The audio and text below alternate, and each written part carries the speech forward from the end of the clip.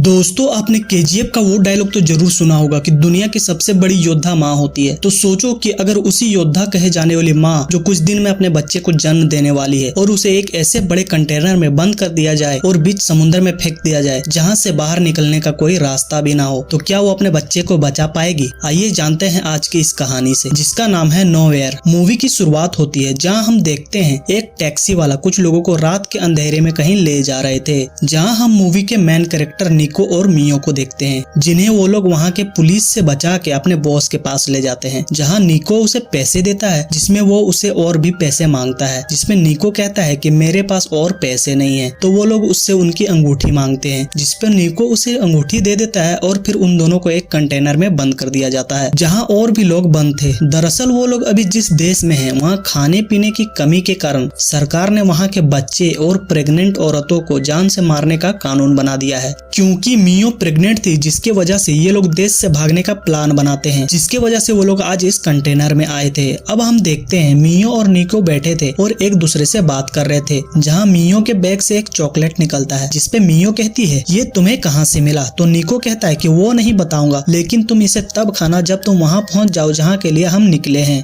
अगले ही सीन में हम देखते हैं जहाँ मियो अपनी बड़ी बेटी के बारे में सोच के रोती है, जिसको वहाँ के पुलिस ने मार दिया था। तभी कंटेनर कुछ दूर चलकर रुक जाता है और बाहर से खुल रहा था, तो निको गेट के सामने जाता है। उसी वक्त गेट खुल जाता है और बहुत से लोग कंटेनर में चढ़ने लगते हैं। ज्यादा आदमी होने के कारण वहाँ का बॉस कहता है कि आधे लोग उतरो, तुम्हें दूसरे कंटेनर में जाना होगा, लेकिन कोई बात नहीं सुन रहा था, जिसपे बॉस गन चलाता है और सबको डरा के दूसरे कंटेनर में ले जाता है। लेकिन निको गेट के पास था, जिसके वजह से उसे भी दूसरे कंटेनर में जाने को कहा जाता है, पर वो कहता है कि मैं तो इसी कंटेनर में था, लेकिन कोई उसकी बात नहीं सुनता और उसे दूसरे कंटेनर में ले जाता है, जिसके वजह से मियो और निको अलग हो जाते हैं। मियो के कंटेनर में नोवेयर लिखा था और निको के कंटेनर में 107। मियो घबरा जाती है और निको को कॉल करती है, जिसपे वो उसे समझाता है कि तुम घबराओ नहीं, मैं तुम्हारे पीछे वाले कंटेनर में हूँ, तुम किसी पे वहाँ भरोसा मत करना और हम सब एक ही जगह उतरेंगे। और फिर कॉल कट जाता है। बस कुछ दूर जाने के बाद मियो कंटेनर के छोटे से हॉल से देखती है, जहाँ बाहर सभी खाने पीने के सामान के लिए लड़ झगड़ रहे थे और पुलिस वाले उन्हें जानवरों की तरह गोलियां मार रहे थे और बच्चे और प्रेग्नेंट महिलाओं को पिंजरों में कैद कर रहे थे ताकि उनका खात्मा कर सके, जिसे देखकर वो सहम सी जाती है और रोती है, क्योंकि मियो के कंटेनर में सभी प्रेग्नेंट लड़कियां और औरतें थे। अब बस बॉर्डर के पास पहुंचती है तो वहां तैनात सिपाही ड्राइवर को उतारता है और उनसे गाड़ी के कागजात और कंटेनर में रखे सामानों का रसीद देखने को कहता है। वही कंटेनर के अंदर छिपने के लिए एक अलग चेम्बर बना हुआ था, जहाँ सारे लोग छिप जाते हैं और वहाँ का मेजर कहता है कि हम इसे खोलकर चेक करना चाहते हैं। और जब वो अंदर जाता है तो वहाँ कुछ भी नहीं होता, जिसके बाद वो बाहर जाता है, तभी उसे शक होने लगता है। फिर वो अंदर अपने सिपाही को भेजता है और वो खुद कंटेनर के अगले हिस्से के पास खड़ा होता है और फिर सिपाही को शूट करने को कहता है। जब वो शूट करता है तो मेजर सब समझ जाता है और अंदर जाके सभी को बाहर आने के लिए कहता है, जिसपे कोई भी बाहर नहीं आ रहा था तो वो उसे गोली मारने की धमकी देता है, जिसपे एक लड़की गेट खोल देती है। तब तक मियो पास रखे लकड़ी के बक्से के ऊपर चढ़ जाती है। तभी मेजर सभी को गोली मारने को कहता है, जिसके बाद वहाँ कोई जिंदा नहीं बचता सिवाय मियो के। अब वो लोग सभी लाश को बाहर फेंकते हैं और कंटेनर को बंद कर देते हैं, लेकिन मियो बच जाती है, पर वो सहमी हुई थी।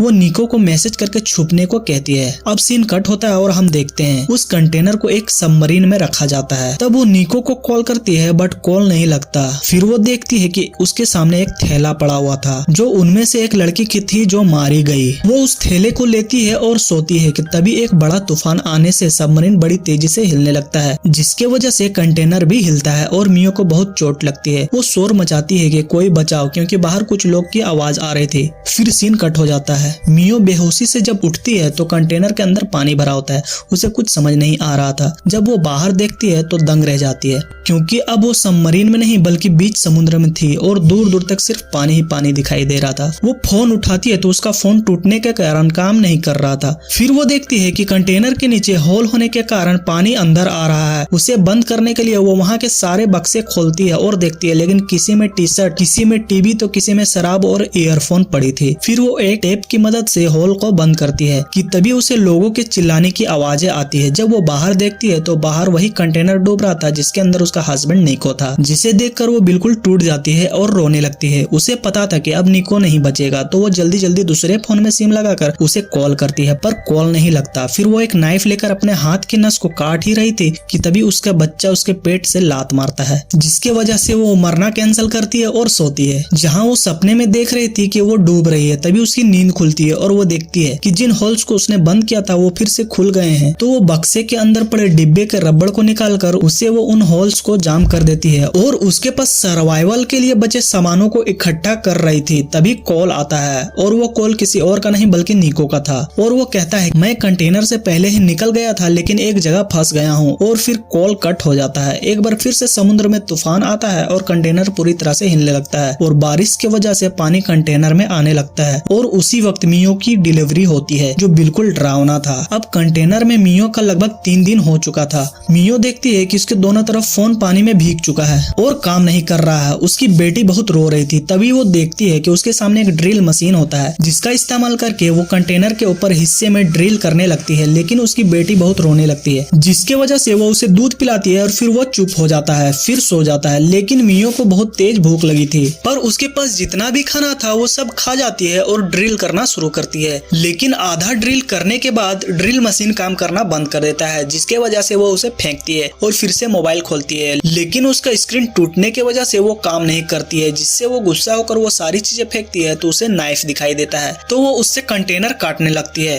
और तभी एक व्हेल कंटेनर में ठोकर मारती है जिसके वजह से वो गिरती है और घबरा जाती है और कुछ देर बाद फिर से कंटेनर काटना शुरू करती है पर इस बार उसकी नाइफ ही टूट जाती है और वो पानी पीने जाती है पर उसके पास पानी नहीं बचा था और समुद्र का पानी वो पी नहीं सकती थी। अगली सीन में हम देखते हैं वहाँ बारिश हो रही थी जिसका पानी उसी जगह से गिर रहा था जहाँ वो काट रही थी। वो सारे डब्बे में पानी भरती है और फिर वो बॉक्स जिससे बंधा हुआ था उस बेल्ट को लेकर उससे कंटेनर के ऊपरी हिस्से को खोलती है। बहुत ताकत और मेहनत के बाद वो कंटेनर तो खुल जाता है, लेकिन जब वो कंटेनर के ऊपर जाती है तो उसे दूर दूर तक सिर्फ पानी ही पानी दिखाई देता है और फिर वो अपने बेटी की पोटी को पानी में फेंकती है जिसके वजह से वहाँ बहुत सारी मछलियाँ आती है। तो वो एक लोहे को बेल्ट में बांधकर फिशिंग करने लगती है, लेकिन बहुत मेहनत करने के बाद भी वो मछली पकड़ने में नाकाम रहती है और वहीं लेट जाती है। कुछ देर में उसे वहाँ एक प्लेन गुजरता हुआ दिखाई देता है तो वो जल्दी से कंटेनर में जाती और टीवी का शीशा लेकर ऊपर आ रही थी कि तभी कंटेनर के नुकीले हिस्से से उसकी थाई पूरी तरह से फट जाती है। लेकिन वो उसी तरह उस शीशे का यूज करके सनलाइट रिफ्लेक्ट करती है ताकि वो प्लेन वाले इन्हें देख सके, पर कुछ नहीं होता। फिर वो कंटेनर में रखे टीवी का मदरबोर्ड निकालकर उससे एक नुकीला तार निकालती है और एक वायर से अपने थाई की सिलाई करती है। आप ही सोचो दोस्तों, खुद की बॉडी की सिलाई खुद करना, वो भी एक तार की मदद से, कितना दर्दनाक हो सकता है। लेकिन क्या करें, मजबूरी में कुछ भी करना पड़ता है। अगली सीन में हम देखते हैं कि वो सारे ईयरफोन का उपयोग करके एक जाल बनाती है और फिर फिशिंग करती है जिसके बाद वो उसे पेट भर के खाती है और बहुत सारे डिब्बे में अपना नंबर डालकर उसे समुद्र में फेंक देती है ताकि कोई भी उसकी मदद करने आ जाए।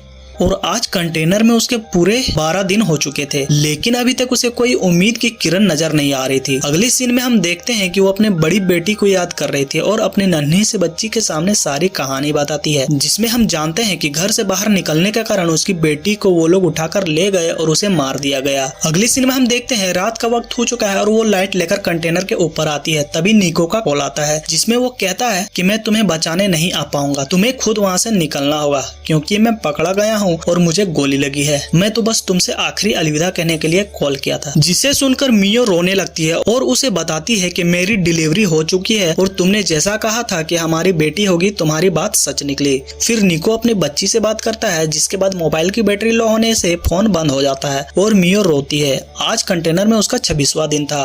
वो कंटेनर के बाहर ही रहने का फैसला करती है क्योंकि कंटेनर आधे से ज्यादा भर चुका था। वो कंटेनर के ऊपर आकर छोटे छोटे डब्बे को जोड़कर एक बोट बनाने लगती है और अपने बेटे को उसमें बिठा देती है। तभी वहाँ देखती है कि एक समुद्री पक्षी आती है जिसे देखकर उसे कुछ उम्मीद नजर आती है क्योंकि ये पंछियां समुद्र के बीच में कभी भी नहीं पाए जाते हैं। अब रात का समय था। अचानक कंटेनर डूबने लगता है जिसमें वो अंदर देखती है तो उसकी बेटी की फोटो थी जिसको लेने के लिए वो नीचे उतरती है। जब वो उसे ले लेती है तब उसे वो चॉकलेट दिखाई देता है जो उसके पति ने उसे दिया था और वो उसे लेने चली जाती है। उसे तो वो ले लेती है लेकिन कुछ रस्सी उसके पैर में फंस जाता है जिससे वो बाहर नहीं निकल पा रही थी। फिर वो उसे काट कर बाहर निकल तो जाती है पर उसकी बच्ची खो चुकी थी। वो इधर उधर देखती है पर वहाँ कोई दिखाई नहीं दे रही थी।